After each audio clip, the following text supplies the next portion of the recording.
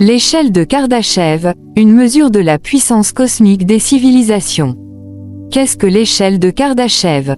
Proposée par l'astronome soviétique Nikolai Kardashev en 1964, l'échelle de Kardashev est un outil conceptuel servant à classer les civilisations extraterrestres hypothétiques en fonction de leur niveau technologique et de leur capacité à exploiter l'énergie.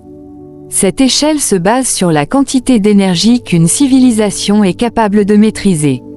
Les 3 types de civilisations selon Kardashev. Civilisation de type I, maîtrise de l'énergie d'une planète. Une civilisation de type I est capable d'utiliser toute l'énergie disponible sur sa planète d'origine, y compris l'énergie solaire incidente. Elle aurait un contrôle complet sur le climat, les tremblements de terre et autres phénomènes naturels. Exemple, sur Terre, nous sommes encore loin d'atteindre ce stade, mais certains scientifiques estiment que nous pourrions y parvenir dans quelques siècles. Civilisation de type 2, maîtrise de l'énergie d'une étoile. Une civilisation de type 2 serait capable d'exploiter toute l'énergie produite par son étoile, par exemple en construisant une sphère de Dyson. Cette mégastructure hypothétique entourerait entièrement une étoile pour capturer la quasi-totalité de son énergie. Impact. Une telle civilisation aurait une influence considérable sur son système stellaire et pourrait même être visible depuis de très grandes distances.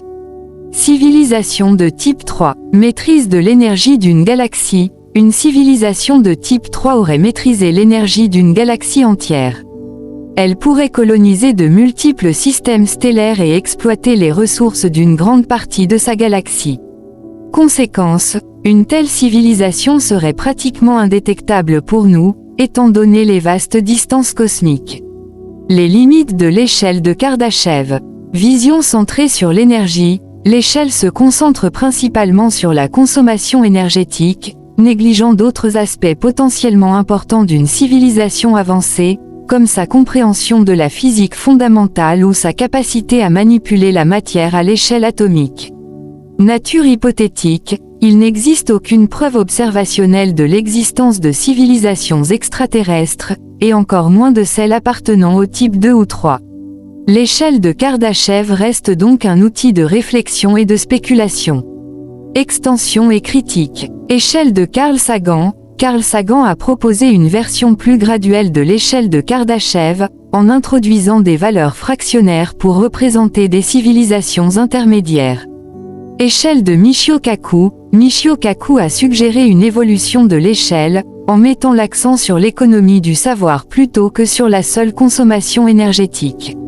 En conclusion, l'échelle de Kardashev offre un cadre intéressant pour réfléchir à la diversité potentielle des civilisations extraterrestres et à notre propre place dans l'univers.